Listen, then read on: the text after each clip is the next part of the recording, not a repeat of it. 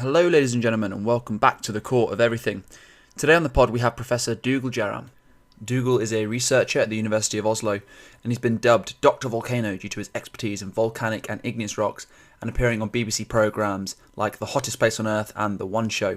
He's also reported extensively on BBC, Sky News, ITV, National Geographic and The Guardian on volcanic eruptions, such as the Iceland eruption in 2010, which caused widespread travel disruption, and the more recent January eruptions near Grindavík. In 2006, he received the Murchison Fund by the Geological Society of London for his early career contribution to geology. Check out his website, the brilliantly named Dougal Earth, for more info on his latest projects. And don't forget to follow us on Instagram at Copod, C-O-E-Pod, and X, formerly known as Twitter, at The Copod. In the meantime, enjoy the episode. Ladies and gentlemen, welcome Dougal Jerram onto the podcast, Dr Volcano. There we go. So yes, we're going to talk about the Icelandic eruptions, and more notably the one in mid-January. And people are expecting to see this conical shape, but they're not. They're seeing these fissures in the ground with lava spewing out of them. We've seen that these houses are being burnt down, and I think a man fell into one of the fissures as well. So how did this occur, and how do fissures open up like that? Yeah, I mean, I guess it's partly due to the sort of position of Iceland in terms of the sort of global plate tectonics. Because if you go to Iceland, you can see some quite pointy and conical volcanic centers. But because Iceland sits on what's known as the mid-Atlantic rift, so the junction between the European plate and the American plate that's kind of slowly drifting apart, we get what are known as rifts or rift faults, which allow magma to come to the surface. And so what they were doing, Iceland's very well monitored, and they were monitoring all of these small earthquakes that formed a line. And that line is telling you that there's a fault, a crack in the Earth's crust, and it's along that crack that the magma is slowly moving up. So that's why when it reaches the surface in these what we call fissure eruptions, they actually form a line. I think you'll have seen many images of the magma sort of firing out of almost like a straight line along the landscape. And so those fissure eruptions are a manifestation of the fact that the Earth's crust in this area is actually rifting apart, about the same sort of speed that our fingernails grow.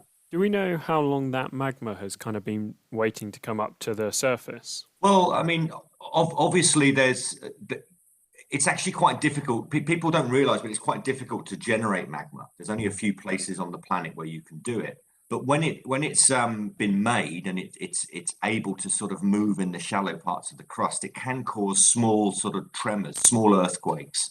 And what the Iceland Met Office and the volcanologists there, they are, using seismometers almost like stethoscopes on the ground, listening to what's happening. And if you have a really good array, you can get the 3D location of where the magma is moving. So they were actually a few months in advance were able to see that there was an increase in these earth tremors, and there was clearly something moving in the shallow crust.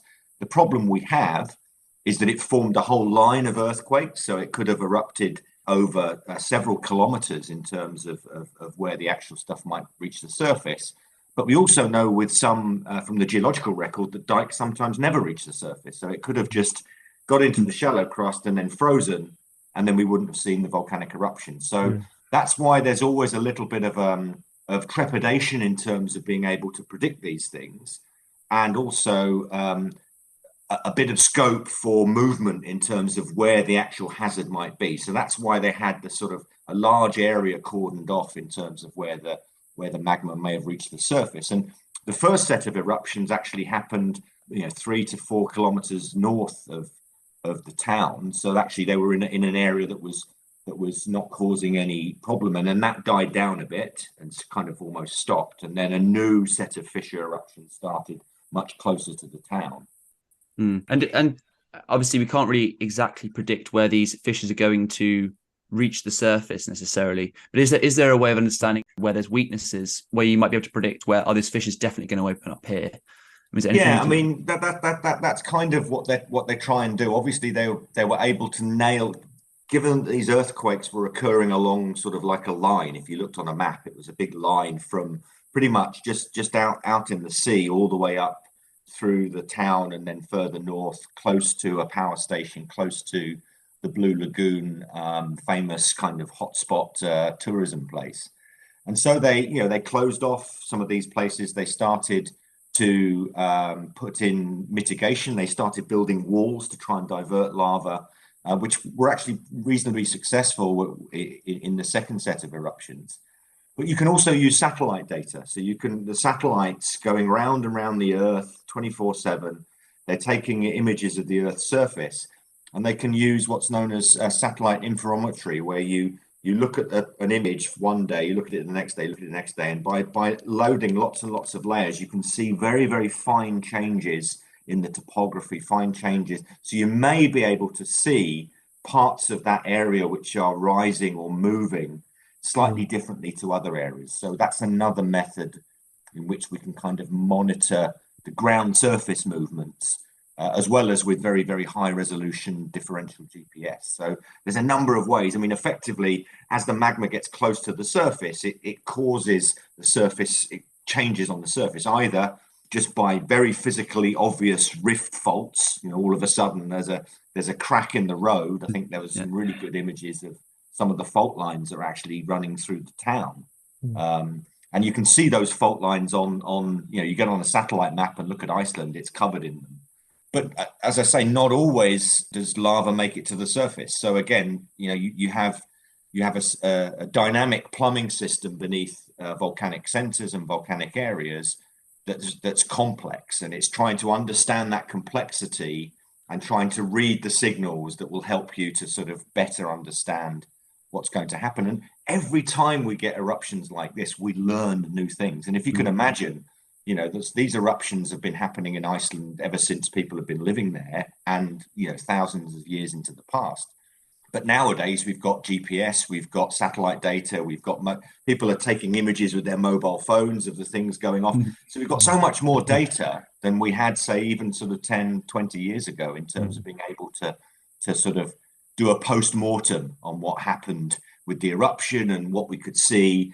And in doing that, you can kind of go back through the files, a sort of X-Files kind of volcanic study, and start to learn more about, well, actually, if we see this signal, maybe that means this might happen in a future eruption. I think you've alluded to this a little bit, but when we learn about volcanoes, maybe in school, you see this nice conical shape, and then just below you've got this one chamber, or like a pond of magma, right? But it sounds like in reality that's not really the case, is it? No. I mean, we joke amongst the sort of volcanological community that we have this sort of balloon and straw model, which is the classic round bulbous magma chamber with a pipe route to the surface, and that's kind of what we see. I mean, obviously, conceptually, people can understand that, but I mean, just very generally, trying to image a magma chamber in the Earth's crust is extremely difficult. And that's because they don't form these wonderfully obvious sort of balloon-shaped chasms. They're quite complex in their geometries. Often they're not 100% melt. They might have lots of crystals in them. So when you look at the responses in the crust as to what these things look like, it's subtle. It's more subtle than just a really big hole in the ground filled with molten rock. Yeah. So it seems it's very complex, interconnected sort of streams of lava moving under the ground. It seems more than just in my head I've got those, those yard of beer. Those the yard of ale. Yeah, that's what I was thinking. Yeah, with the little bulbous thing at the bottom. So I think it's probably sensible just to go through just a brief anatomy of a volcano, because I think a lot of people, they see the stuff come out the ground, but they don't understand like what's going on within the actual chamber or under the subsurface. Where does the magma come from, essentially? Yeah, so I mean, what we've been trying to do, geologists, volcanologists over many centuries have been trying to understand these kind of processes. And one of the ways particularly with earth sciences and geology, is we use the term that the past is the key to the present, where we can go to areas which used to be volcanoes, but now they've been eroded down into them. So places like the Massif Central in France, or closer to home, we go up to Scotland, to the Isle of Skye or the Isle of Rum, where you actually have old magma chambers that are now exposed at the surface. And so we can go and look at those and say, well, actually, we've virtually put ourselves inside what one of these magma systems or magma plumbing systems might look like. And by detailed mapping of the geometries of the rocks and looking at dikes and other types of intrusions. So dikes are these vertical sheet intrusions. We have horizontal intrusions that are often termed sills. They're usually concordant with all of the geology in the bedding. And then you have these much more sort of almost sub-rounded or larger plutonic intrusions, which form the guts of these volcanoes. But then, as we kind of alluded to at the start of us chatting, that it's hard to generate melt. You don't just. I mean, if the mantle is almost entirely solid, and people get this impression because when you look at the pictures, it's all red, that it's just a molten sea of magma, but that's not correct. If it was, anywhere that there's a fault on the Earth, there'd be magma pouring out, and we'd have a lot more difficulty in terms of our everyday lives. So we need to be in certain areas on the Earth's surface. So Iceland, as an example, is on one of these divergent plate margins, one of these plate margins which is rifting apart. And because it's rifting apart, you bring hot material up quickly underneath that area, and you can lower the pressure, which can mean that you move from the solid state into the melted state. And so you're able to generate magma through that means. You can generate magma by adding heat. So under Hawaii, for example, we have what's known as a hotspot, sometimes called a mantle plume or something, which is essentially a heat source in the convecting mantle. And the other way that which you can generate melt is by adding fluids to a hot mantle. So the mantle might be hot, but it's under pressure, so it's not melting. But by adding the fluids, you can lower the melting temperature. And that's the thing that happens at what we call subduction zones. So when you have cold oceanic crust with minerals that have water in them and other potential gaseous phases, they go down into the mantle, they get changed, they release that fluid then goes up into hot mantle and changes the melting temperature accordingly, and then you get volcanoes, because you only get volcanoes where you can generate melt. And that's why they commonly occur along plate boundaries, both these constructive ones or these subduction zone destructive plate boundaries. But occasionally you get the anomalies like Hawaii, Canary Islands, that are sort of just off these plate boundaries. And I guess that Iceland is the real whammy, because it's both a hot spot and it's on a rift. So the reason why you've got so much more magnetism there is not only are you having the process of rifting generating melt, you also have one of these hot spots underneath Iceland, an anomalously hot mantle material, which also gives you more melt. So it's like a sort of double whammy, if you will, in terms of melt generation.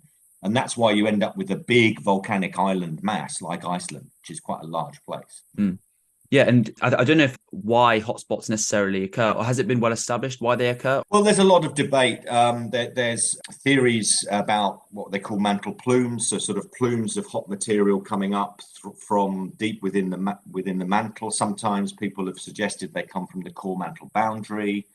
They might be associated with some of these much larger anomalies, these low velocity zones that occur under Africa and under the Pacific, at the core mantle boundary. There's new work, particularly some of my colleagues in Oslo have been working on this, and ultimately it's all about the way in which the Earth is still sort of cooling and convecting, and ultimately, it actually goes back to radioactivity. It goes back to some really fundamental things, because if we didn't have radioactive elements on the Earth would have cooled a long time ago. I think Kelvin in hundreds of years ago worked out that the Earth would have been a cold solid body if it didn't have heat being generated by radioactive decay of elements inside the Earth. So it's still heating itself, and it's still trying to get rid of that heat. And in doing so,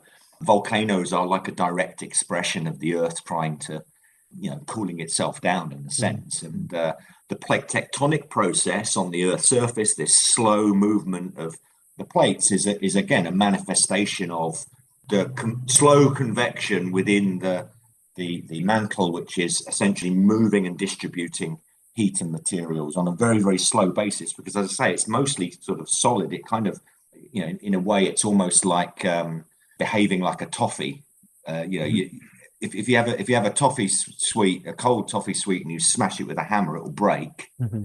But if you rest the hammer on top of it, it will slowly move.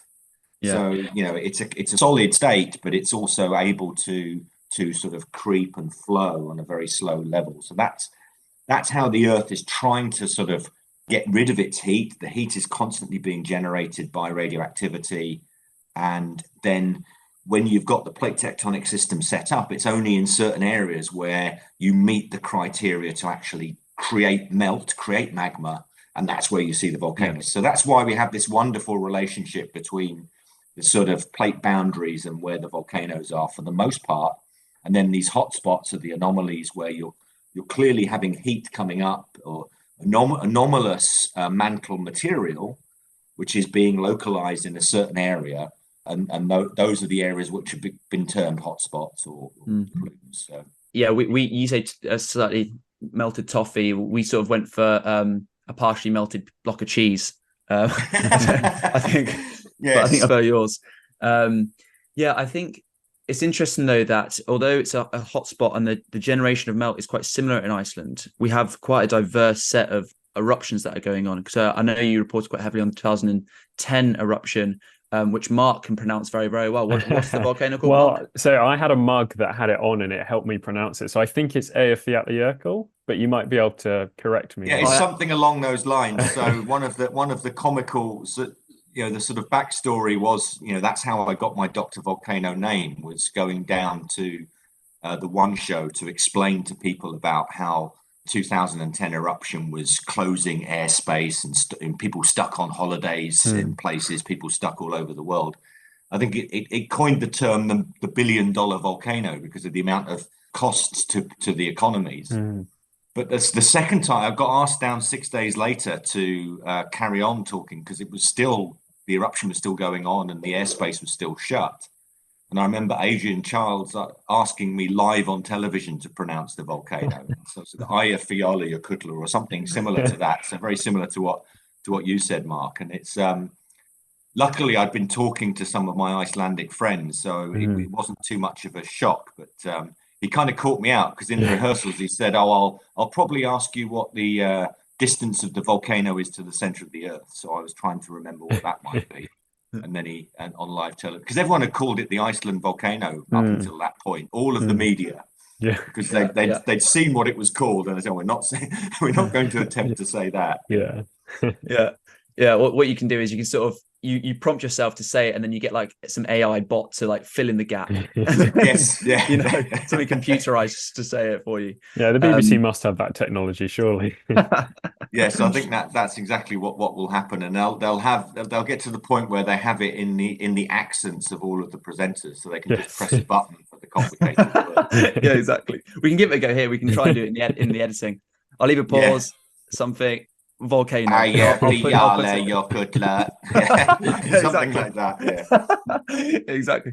But I don't think the volcano is actually, it's the ice cap that's called that. No, or is the volcano actually called that as well? It was on. Yeah, I mean it's kind of both, because you've got a few of the volcanoes in that area. The more centralized volcanic systems have ice caps on them, and so that they're bar the Bunga's another one, the one that was associated with the big fissure eruption that happened in the middle of nowhere, but again was a really big eruptive event. These volcanic centers are sort of where you're probably getting a juxtaposition, a mix of both the rifting melt generation and the additional melt generation due to the hotspot. But then what's happening is there is some shallow magma chamber system or some shallow plumbing system which allows the magma to mature, let's say, like a mature cheese.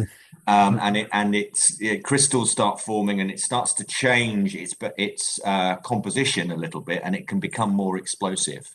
It kind of stews in its own juices. It concentrates gases in the residual amount of magma that's sitting there that hasn't frozen.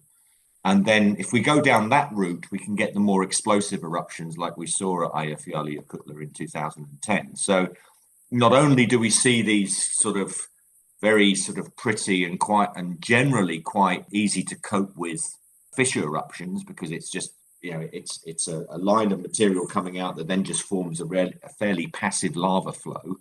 These other centers have the capacity to produce explosive volcanic eruptions. And obviously in 2010, it was explosive enough, and it was, mixing with the ice cap and everything to fragment really fine ash material and move that high into the atmosphere. And that was the problem that was causing us cessation in air traffic flights and everything, because, we've known in the past that when aircraft fly through volcanic ash plumes, it's not a good result. I mean, there's a couple of jumbo jets actually had all their engines fail, and luckily managed to restart them before it was too late. And then they landed, and then they were all quite damaged. And that's because the temperature inside the engines is so hot that the fine ash material is going in, and then it's starting to melt and coagulate on bits of the engine material. And so it has the capacity to stop the engines from operating. I was going to ask on with the ice, like, because obviously you've got really hot, like molten rock basically coming out of your volcano, and then you've got frozen water, pretty cold. Does that change the eruption when those two things kind of, you have them in combination? Well, it can do. So one thing that excessive amounts of water, obviously it's ice in this case, but we've known this as well from sort of shallow island volcanoes that interact with water, is that it helps to really fragment the material to make it much finer. So that's one way in which in what we call phreatomagmatic, so water-related eruptions, you tend to have much more fine material generated because of the sort of increased explosivity. The other key problem you have on Iceland when you have these these big ice caps with volcanic material, hot material coming up underneath them, is what they call jökulhlaups, which are these big outpourings of meltwater. Because sometimes the volcanoes can't get through the thick ice. If you have hundreds of meters of ice above the volcano, sometimes it doesn't make it all the way through, and it just melts a massive pocket of water underneath the ice. And if that finds a way out the side of the ice cap, you get a mass flooding. And that's another fairly major hazard that they monitor for in the areas where they have the volcanoes with the ice caps. There's been quite a few examples, where it takes out bridges and roads, and it can be quite devastating in terms of another natural hazard that's a direct association between the volcano and the ice. So that's quite important. Well, I hadn't really heard of that. Was that a threat in the 2010 eruption, or is that something that? Yes, it was. Yeah. And again, any time when they have, because again, they're well monitored, these volcanoes. So if they're seeing that there's magma moving shallow, they have, that they'll be looking out for these potential threats, these flooding events. Yeah, one thing I read about when I was learning about this volcano is that there's in history, when this volcano erupts, there's always the nearby Katla volcano that typically erupts afterwards, which is one of the most feared and the country's largest volcano. Well, this was indeed the sort of worry in 2010, is that if you look on the map, you see the ice cap at Eyjafjallajökull, and then you see the ice cap at Katla, and it's much bigger. And because of the close proximity of the volcanoes, we still don't fully understand or know is there a connection in the plumbing system at depth, or how does the magma communicate when you get to sort of 10 kilometers depth or even more? And as you say, historically, there have been situations where they've, sort of erupted close to each other. And in fact, one of the historic associated eruptions also caused a massive jökulhlaups, a massive flooding outpouring event, which actually increased the southern tip of Iceland increased in size because of the material that was brought out to the coastline. So the coastline actually prograded outwards. So it's almost like a massive delta of volcanic material coming out the base of the ice cap. So these things are, that was it shows that we don't still fully understand the plumbing systems in these volcanoes, and that's why, luckily, there's still work to be done for budding Earth scientists as we go forward, because we still need to understand these systems better to help in situations like Iceland, where it's a direct hazard to the population that lives there. Are they connected? How do they meet up? Because it's a bit scary that this eruption from Katla, if it were to happen, would dwarf the other one. Reading, there's a lot of fear mongering amongst these different articles that I was reading, but then they are articles, news articles, so they would do that. Sure. I mean, I think in many ways, from the sort of Icelandic viewpoint, the bigger threat would be the Jökull, would be the flooding events, because there's much more ice. So whether the volcano causes a little bit of a disruption in airspace or causes those kind of problems would be potentially dwarfed by the danger of the outpouring of meltwater, because there's so much more ice. So I think that's certainly one of the things that they would be quite concerned about. Yeah. Obviously, we've gone through these fissure eruptions and we've talked about these more explosive eruptions, but obviously that changes the geometry or the shape of the volcano. So you get sort of stratovolcanoes, shield volcanoes, and I'm sure a lot of other volcanoes, but those are the ones we get taught mainly at school. Yeah, so you can change and modify the type of volcano with a number of factors. And one key factor is the type of magma involved. So in subduction zones, where you have magma generated by the process of subducting material into the mantle and then melting and then that coming up through the crust, they tend to often be quite silica rich. They're quite sticky magmas. Okay, and if you have a lot of gas and a sticky magma, it's hard for the gas to escape, so pressure builds up and you get much more explosive eruptions, and the material is also much more viscous, much more sticky. So those are the areas where you get these bigger buildups of volcanic material, these stratovolcanoes, Mount Vesuvius, Mount St Helens, these areas. Is that because the material doesn't travel as far? Yeah, it's partly that. It's partly to do with the fact that they erupt explosively, so they don't necessarily flow long distances away. A lot of the material builds up and you get cones building up, and then the volcano builds up. But on the sort of other end of the scale, when you have what we call basaltic magma, so very runny magma, less sticky, lots of iron and magnesium in it, they flow and form these lava flows.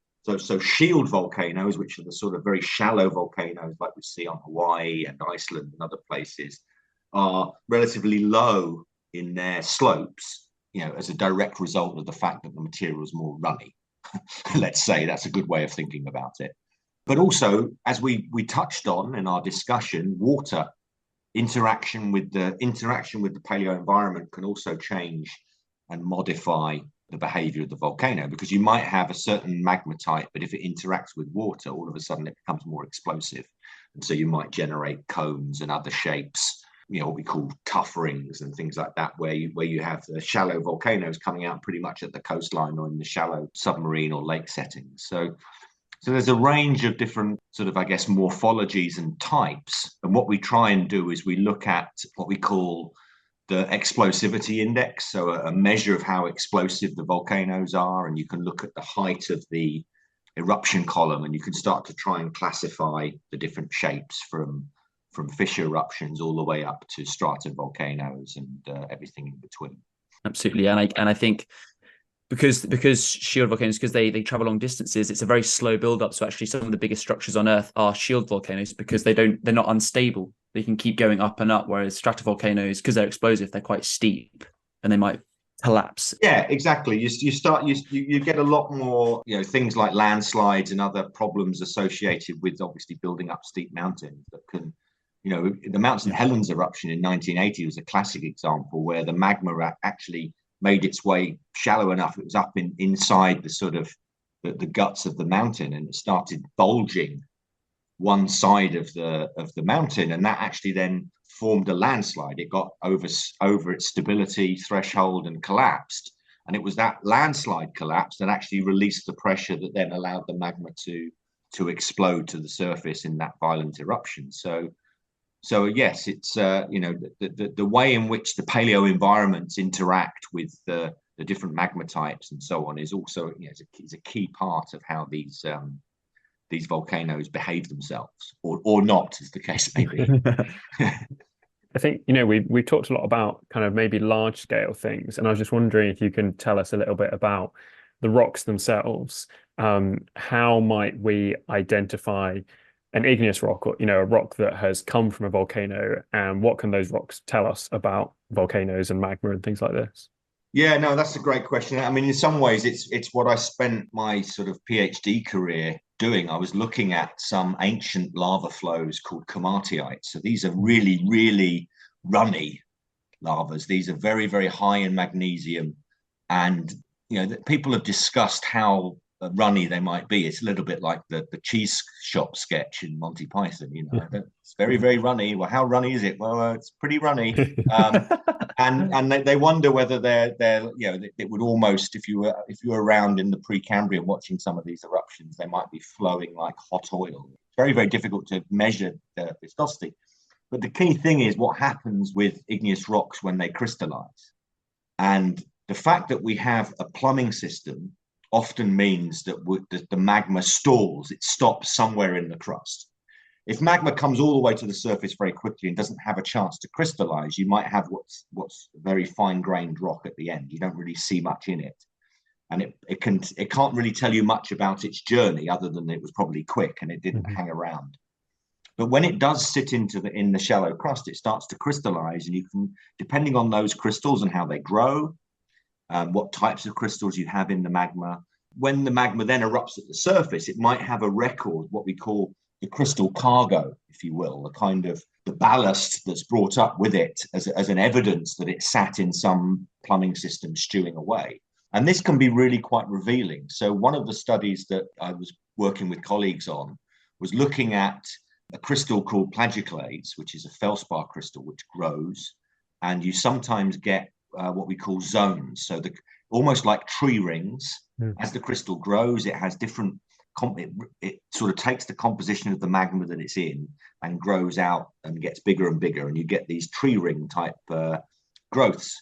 Now, what's interesting is that as the magmas go up through a complex plumbing system, they might see different parts of the crust, and those different parts of the crust have certain compositions, and those compositions can sometimes get locked into those tree rings. So by using very, very fine techniques of excavating bits of those tree rings on the crystal and analyzing them, you can sometimes get a window into the kind of pathway while those crystals were growing. And it's really quite revealing, because you can potentially say, oh, well, some of the early crystals clearly grew in the lower crust because of the signature, the chemical signature that they show. And then it got to the higher crust and it stored for a bit, and then more crystal grew. And then the other thing that we've been able to notice is that sometimes the crystals don't make it out and they get recycled. So they end up going round and round the system, a bit like a washing machine. Every time you have a new magma coming in, it has a slightly different chemical signature, and the crystal carries on growing. And so you sometimes see cycles within the crystal. So it's really quite fascinating that you can kind of forensically look at the crystals that grow within these igneous rocks, and sometimes sort of unravel something about the plumbing history of the volcano. And these crystals are what, like a millimeter in size, something like that? Oh, they can be a couple of centimeters. Okay. But you usually on the millimeter scale. Yeah. And what you tend to find with lava flows or eruptive volcanic products is that you're erupting something which has what we call, as I said, a crystal cargo, a kind of a bunch of crystals it's come up with. But then when it reaches the Earth's surface, it cools quickly. So what you find when you look at those rocks, either in a polished section or if you're looking at them down a microscope, you'll sometimes see large crystals in a kind of glassy or fine-grained matrix. So the fine-grained matrix is representing the magma that made it to the surface. It cools quickly. It doesn't have time to crystallize. And the bigger crystals represent something about what was growing before the magma got to the surface. And so by interrogating the crystal payload or the crystal cargo within volcanic systems, it's another powerful way of trying to understand what's happening in the plumbing system. And that's what I was doing for my PhD, was looking at some of these weird textures within some of these very ancient eruptive volcanic rocks, and trying to sort of figure out what was happening with these types of eruptions. Yeah. And so if we look at that in the field, it would be dark with sort of these little speckly plagioclase crystals. Is that how Yeah, it would can be. look, Yeah, so or? the plagioclase crystals are quite nice because they tend to be clear to white in color. So when you have, let's say, a basalt, a very dark rock, black basalts tend to be black. They're full of iron and magnesium. But if they've got plagioclase crystals growing in them, you'll see them as white sort of squares or rectangles. But also olivine is another mineral that grows in these systems. And that can, if you get fresh olivine, that's green. It's a bit like, if you smash up a green boiled sweet, that's pretty much what fresh olivine can look like. It's really quite pretty. So, and in some places, like on Hawaii, you get whole beaches where the sand is effectively made of olivine crystals. And on the flip side, you have something that's more like pyroclastic lava, where it's just more explosive. You might get a really light coloured rock with lots of air holes in them.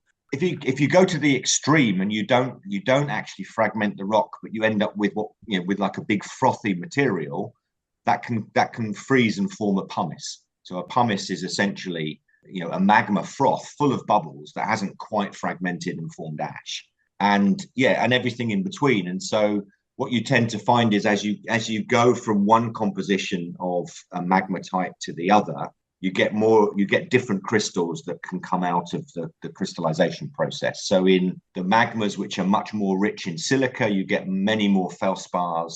You get a lot more lighter colored rocks. The rocks themselves have a lot less iron and a lot less magnesium in them, so they tend to be lighter in color. There is actually an old sort of classification system in igneous rocks that we called the color index, where you go from dark to light rocks, and it gives you a kind of representation of the background amount of silica in the rocks. I should probably say at this point that you've actually written a book on a guide to hot rocks. Yeah, so as part of my kind of sort of developing outreach activities and so on, I started writing. The first book I got involved in was the Field Guide to Igneous Rocks, which was a sort of classic. Originally, it was a JOLSOC series of books that undergraduates often use, and then I did a sort of more sort of background introductory book, Introducing Volcanology, a guide to hot rocks. And that kind of summarizes, from my perspective, some of the key bits about understanding volcanoes and classification and various other things. But I tried to make it sort of reasonably fun. And then I've got involved in a much more detailed book on the volcanoes of Europe, where we actually look at some historical eruptions, where these volcanoes are, and also how they've interacted with humans. So it's obviously the whole area is very fascinating. I was very lucky to have sort of teachers that inspired me to go down the route of sort of more into volcanology. But I'm still I'm still a kind of a field geologist really by trade. I like I like it, all aspects of the earth out in the field. Do you have a favorite place that you visited on field work? Well, this is the thing. There's a number. You end up finding favorite places. I think is the thing. But obviously, in terms of volcanoes, Stromboli is my favorite as an active volcano. I've been there a few times. We've been doing some interesting research on Stromboli, and we started actually using thermal drones. So flying drones with thermal cameras to look at the volcano. Stromboli erupts every 15-20 minutes or so with these Strombolian, these very famous sort of Roman candle type eruptions. Occasionally it erupts more violently, but most of the time it's quite predictable. So because it's constantly active, you can use it as a very good natural laboratory to go and you can test equipment on it. You can look at how you might monitor things and so on when new volcanoes start erupting elsewhere. And I've done a lot of work in Namibia looking at ancient volcanic systems, what we call large igneous provinces, these amazing outpourings of volcanics associated with the movement of the plates. So when Africa and South America split apart, there was a major volcanic event around about 135 million years ago, and that formed what we now call the Paraná-Etendeka flood basalt province. But it's this series of amazing volcanic rocks and their associated basins that straddle either side of the Atlantic. So you can walk up a section in Namibia, and then I can fly over to Brazil and walk up a section in Brazil, and they're exactly the same. The sort of plate tectonics or continental drift puzzle that was put together over the years to It's almost like a jigsaw. And I remember taking a Brazilian colleague for the first time, because the rocks are quite poorly exposed in Brazil because of the climate there. But in Namibia, it's a rocky desert, so everything's really well exposed. And I took a colleague of mine, Breno, out in Namibia, and he was just amazed at how much rock you could see. And then at one stage we stopped, and he tapped me on the shoulder and he said, "Dougal, now I believe in continental drift." It was this kind of sort of epoch moment in his geology, because he was suddenly able to see effectively the same rocks that he was seeing, and he'd grown up looking at on the Brazilian side, thousands of kilometers away. So there are two areas that spring to mind. So active volcano would be Stromboli, ancient volcanic system would be Namibia. Incredible. Yeah, I would say that for anyone that hasn't been interested in geology or volcanoes, go out and buy The Centre of the Earth, the Traveller's Guide. Yeah, it's sort of getting involved more in the sort of popular science realm, trying to get people interested in aspects of the earth sciences, but in a way that is a bit quirky. I was asked to do this. It's a travel guide to the center of the earth. So if you wanted to go to the center of the earth, you'd need a travel guide, a bit like a Lonely Planet type thing. And obviously you have to get over the concept that it's very, very difficult to travel to the center of the earth. But if you can imagine that you've got a machine, I called it the Beagle Pod, after the Beagle-Darwin connection. And once you've got your Beagle Pod, you've got to plan a route to go down into the earth, what sort of things you might see on the way, what's the best way to go in? Do you go in on the North Pole, the South Pole? Do you go in, what's the longest route? I mean, people might think the longest route is to go up the top of Mount Everest and drill down through there, but actually that's wrong. The longest distance between the Earth's surface and the core is actually a volcano in South America, central South America, because the shape of the Earth is not completely circular.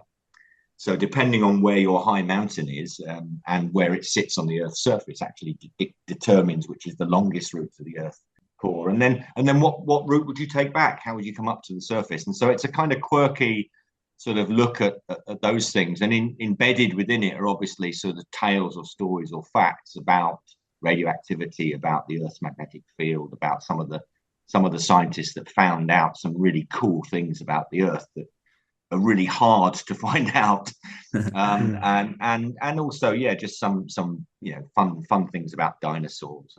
I'm guessing you could hitchhike a ride on one of the plagioclase crystals up a volcano and spew. Yeah, well, that's actually sort of something like that is one of the routes back, riding the mantle plume, I call it, where you come up one of these hotspots, and it's very much like the original Jules Verne book, where they erupt out of a volcano at the end when they make it to the surface.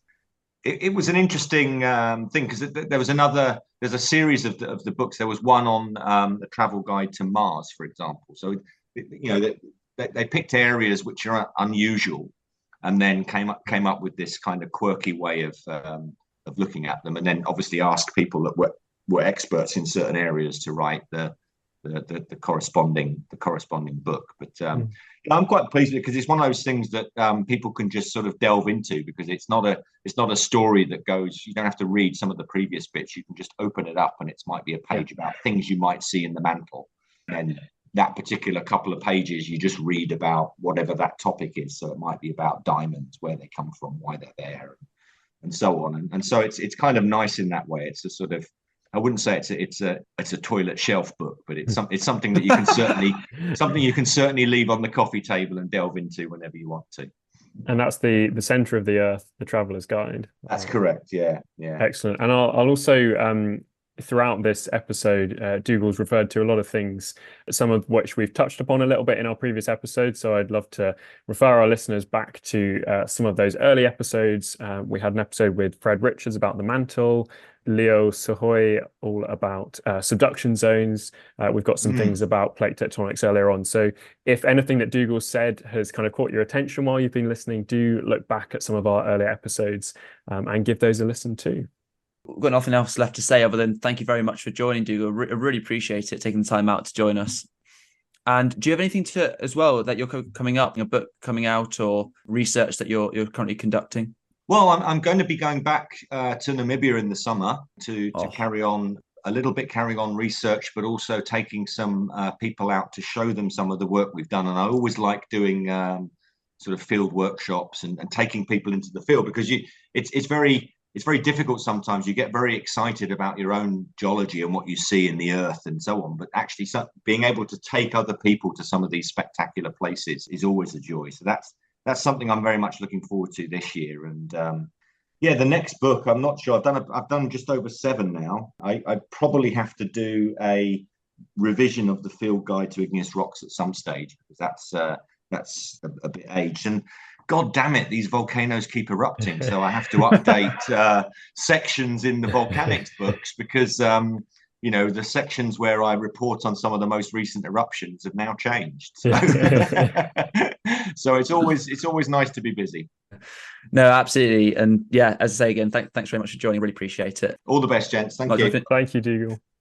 Well, what an episode. What a great chat with Dougal about volcanoes and so much more. Again, check out his website, Dougal Earth, for all his latest research, books and media appearances. But in the meantime, why not give us a follow on Instagram at CoPod. That's at COEPod. Also on X at the CoPod. See you again next time.